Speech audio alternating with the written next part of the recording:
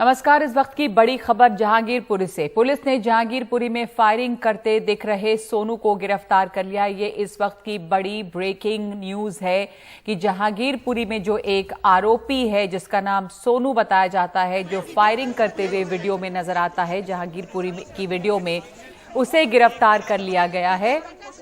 आज दिन में जब पुलिस टीम सोनू को गिरफ्तार करने गई तो उस पर पथराव हुआ था इस इलाके में।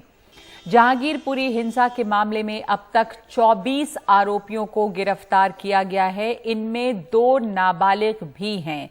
दिन में जब पुलिस सोनू को पकड़ने गई थी तो पुलिस की टीम पर आज फिर से पथराव हुआ।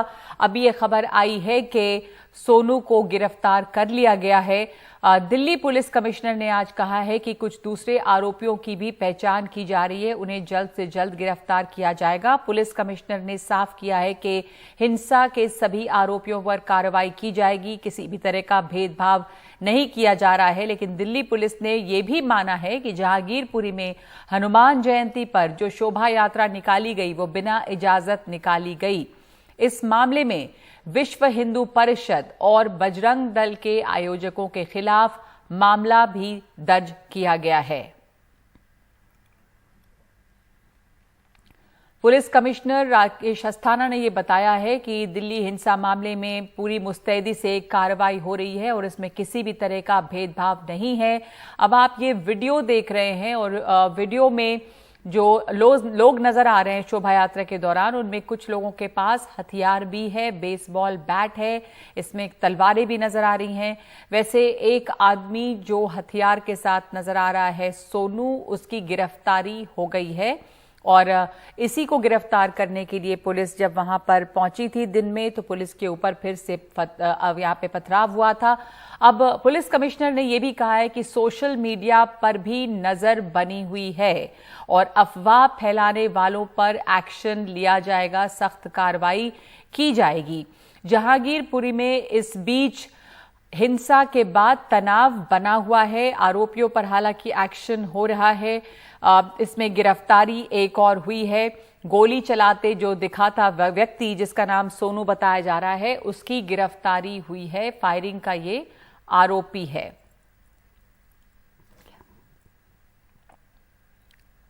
आपको सुनवाते हैं कि राकेश अस्थाना जो दिल्ली पुलिस कमिश्नर हैं, उन्होंने इस पर क्या कहा है। कहा है कि गिरफ्तारी में किसी तरह का भेदभाव नहीं किया जा रहा है। एफआईआर पुलिस की तरफ से रजिस्टर की गई और इसमें इन्वेस्टिगेशन में जो भी पक्ष के विरुद्ध में हमें साक्ष्य मिलेंगे उनको अरेस्ट किया जाएगा। इसमें कोई भेदभाव हम नहीं कर रहे हैं। अभी भी जो 23 व्यक्ति अरेस्ट किए गए हैं उसमें दोनों पक्ष के लोग शामिल हैं। और इस वक्त हमारे साथ जुड़ रहे हैं मेरे सहयोगी राजीव रंजन। राजीव मौजूद हैं जहांगीरपुरी में। राजीव, इस वक्त की बड़ी खबर यह भी आ रही है कि सोनू जो एक शख्स है उसकी गिरफ्तारी हो गई है और ये वही शख्स है जो वीडियो में जो फायरिंग करता हुआ नजर आ रहा है। क्या जानकारी है इसके ऊपर?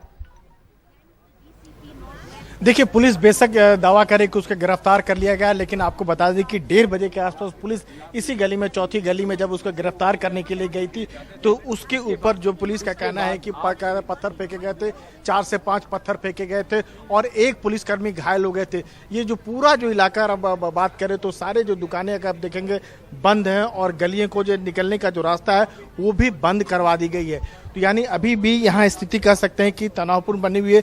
चारों तरफ अगर बात करें जहां आपकी नजर जाएगा वहां जो है एक पुलिस छावनी में तब्दील हो चुका है। दिल्ली पुलिस के जवान है, रैपिड एक्शन फोर्स के जवान है और सीआरपी के जवान है। अगर इस जगह की बात करें तो यही वो मेन चौराहा है जहां पर शनिवार की जो शाम जो है वहां पर हिंसा हुई। अगर बाईं और हमारा देखें तो वहां पर बकायदा आपको एक मंदिर नजर आएगा और वहीं से शोभा यात्रा की शुरुआत हुई। आरोप है कि शोभा यात्रा जो आगे बढ़ी और सामने जो आपको मस्जिद दिख रहा होगा वहां मस्जिद पास जो है शोभा यात्रा पहुंचती है और वहां पर कुछ इस तरह की बातें होती, कुछ हिंसक बातें होती जिस वजह से तनाव बढ़ता जाता है और यहाँ जैसे आती है, यहाँ चौक तक जो आती है यहाँ तनाव बढ़ जाता है। और उस समय आरोप ये भी लगता है कि जो पुलिस के जवान जो यहाँ आपको चारों तरफ आसपास अभी नजर आएंगे, फोर्सेस नजर आएंगे, वो अगर उस वक्त वहां मौजूद होते, स्थिति इतनी तनावपूर्ण नहीं होती, हालात इतने नहीं बिगड़ते। शनिवार के बाद अगर बात करें तो यहाँ पर कोई ऐसी ये हंगामा नहीं हुआ था। बस आज 1:30 बजे के आसपास जो है 4-5 पत्थर गिरे हैं जब वहाँ गिरफ्तारी करने के लिए जाया गया था। यहाँ के लोगों का यह भी आरोप है कि उनकी जो जिंदगी है, अगर कह सकते कि कोई भी आदमी अगर बात करे तो लेफ्ट साइड की अगर बात करें तो वहाँ के लोगों की मूवमेंट ना के बराबर हो रही है। जी, तो यहाँ पे लगातार तनाव बना हुआ है। इस बीच राजीव, ये भी खबर आई है कि ये जो शोभा यात्रा निकाली गई हनुमान जयंती के मौके पर, इसकी इजाजत नहीं थी। दिल्ली पुलिस कमिश्नर ने ये बात मानी है कि इजाजत नहीं थी, लेकिन जो वीडियो नजर आता है उसमें शोभा यात्रा तो निकली है, साथ साथ लोगों के हाथों में इसमें हथियार भी नजर आते हैं। क्या कहते हैं वहां के लोग इस बारे में? जो यात्रा जा रही थी उसमें लोगों के पास शस्त्र भी थे, वीएचपी के लोगों की गिरफ्तारी भी हुई है इस मामले में। देखिए, बहुत बड़ा सवाल है कि आखिर जब शोभा यात्रा की इजाजत नहीं थी तो आखिर यहाँ पर ये जो जगह है बाकायदा संवेदनशील जगह है, दोनों समुदाय के लोग रखते हैं। अगर बाएं हाथ की बात करो तो एक दूसरे समुदाय के लोग रहते हैं और लेफ्ट साइड में एक दूसरे समुदाय के लोग रहते हैं।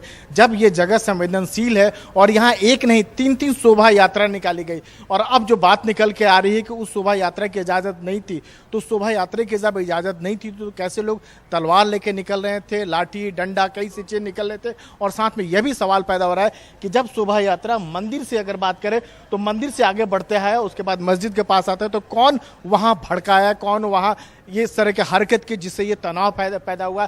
लोगों का ये कहना है कि यहाँ पर लोग भाईचारा के साथ रहते थे, एक आपसी प्रेम था, मोहब्बत था, तो कौन उस भाईचारे को तोड़ने की कोशिश किया और लगातार यहाँ पर दंगा फैलाने की कोशिश कर रहा है, माहौल बिगाड़ने की कोशिश कर रहा है। लेकिन गनीमत ये बात रही कि शनिवार को जो कुछ भी हुआ वो बहुत कुछ जो है तनाव जितना फैलना चाहिए था वो कम से कम नहीं फैला। पुलिस वाले बेशक गोली लगी है, पुलिस वाले घायल हुए हैं, लेकिन जो उतना जान माल क्षति के नुकसान वो उतना नहीं हुआ, वो कंट्रोल में आ गया। ठीक, धन्यवाद आपका राजीव। राजीव रंजन मौजूद है जहांगीरपुर में ग्राउंड पे और बता रहे हैं कि पुलिस ने यहां पर मुस्तैदी से काम तो किया है, इसलिए बहुत ज्यादा हिंसा नहीं हुई है। हमारे साथ मेरी सहयोगी नीता शर्मा जुड़ रही हैं।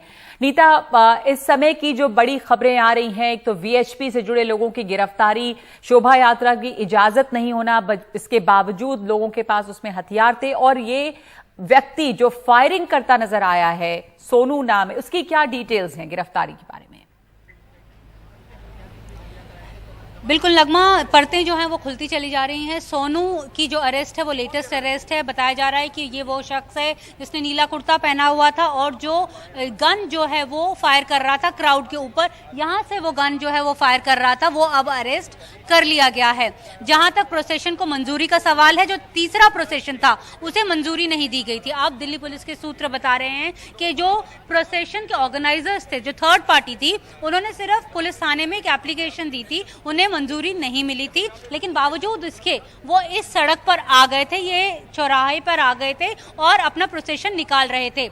ये यहाँ पर ये जो मस्जिद है, जब वो प्रोसेशन यहाँ पर पहुंचा तो उस जलूस में या उस प्रोसेशन में कुछ नौजवान वो लोग थे जिन्होंने लाउडस्पीकर की आवाज़ तेज कर दी।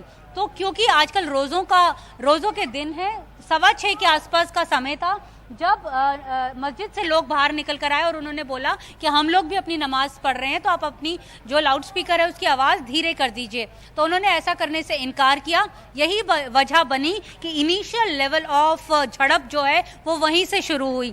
जो पुलिस है उसका कहना है कि जब वो झड़प शुरू हुई तो पुलिस की मौजूदगी ऑलरेडी वहाँ पर थी। पुलिस का ये कहना है कि पहले से वो उन्हें आने नहीं देते, लेकिन क्योंकि वो ग्रुप ऑलरेडी इस रोड पर आ चुका था, भीड़ थी, अगर वो उन्हें रोकते तो शायद और ज़्यादा वायलेंस हो सकता था। इसलिए पुलिस बंदोबस्त ने ये किया कि उन्हें खदेड़ दिया। उन्होंने हिंदुओं को इस साइड भेज दिया, राइट साइड यानी दाहिनी साइड, और जो बाईं साइड है उन्हें मुस्लिम्स को भेज दिया, खदेड़ दिया, अलग अलग सेग्रीगेट कर दिया। लेकिन ऊपर से वहाँ से जो है पथराव शुरू हो गया, वहाँ से फिर जो वायलेंस है वो दोबारा से शुरू हो गया, जिसके कारण जो है 8 पुलिसकर्मी और 1 सिविलियन जो है वो घायल हुआ है। वो व्यक्ति सोनू कौन है जो दिल्ली पुलिस ने अब जो नया जिसकी बात आप कर रही हैं, जिसकी लेटेस्ट गिरफ्तारी हुई है, उसकी क्या डिटेल्स हैं? वो किस तरह से इस दंगे में शामिल था? वो शख्स है जो वेपन यानी जो गन है वो क्राउड के ऊपर फायर कर रहा था, ऐसा पुलिस का दावा है, जिसे उन्होंने अभी फिलहाल अरेस्ट किया है। दूसरा केस जो पुलिस ने अभी रजिस्टर किया है जो थर्ड ग्रुप के खिलाफ, वो थर्ड प्रोसेशन ऑर्गेनाइजर्स के खिलाफ किया है, लेकिन वो जो केस रजिस्टर है वो 188 के तहत किया गया है। 188 के तहत किसी की गिरफ्तारी नहीं की जा सकती। इसलिए यही वजह है कि पुलिस का कहना है कि उन्होंने जिस शख्स को, जो थर्ड ग्रुप का ऑर्गेनाइजर है, उसे बोला है कि आप पुलिस इन्वेस्टिगेशंस को ज्वाइन कीजिए। वो ज्वाइन कर रहा है। जैसे जैसे धाराएं जुड़ती जाएंगी और जांच आगे बढ़ेगी तो हो सकता है कि उस शख्स की भी गिरफ्तारी हो जाए। तो ये जो थर्ड ग्रुप का ऑर्गेनाइजर है, इसमें वीएचपी और कुछ बजरंग दल के कार्यकर्ताओं की भी बात आ रही है कि उनके खिलाफ भी मामले दर्ज हुए हैं और वही ऑर्गेनाइजर थे।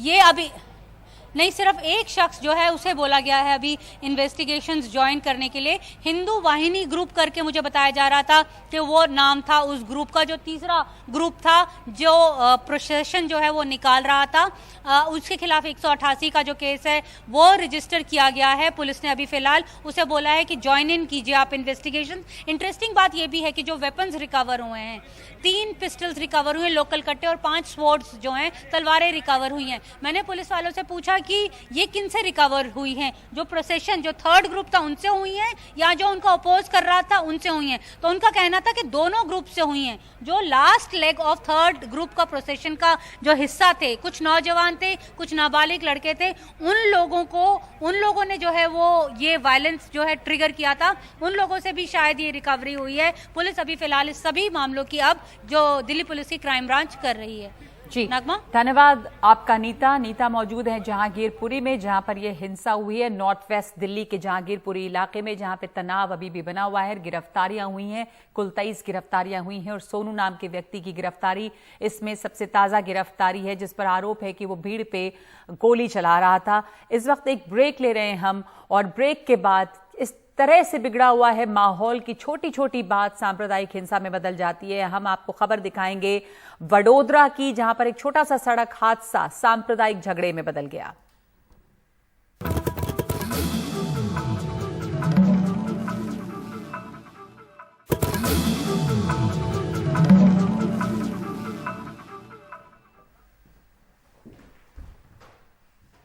किस तरह छोटी छोटी बातें आजकल सांप्रदायिक रंग ले रही हैं, इसकी एक और मिसाल गुजरात से सामने आई। गुजरात के वडोदरा में एक छोटा सा सड़क हादसा एक सांप्रदायिक झगड़े में बदल गया। पुलिस ने बताया है कि दंगाइयों ने पथराव किया और गाड़ियों में तोड़फोड़ की। रविवार रात हुई इस घटना को लेकर पुलिस ने अब तक 19 लोगों को गिरफ्तार किया है।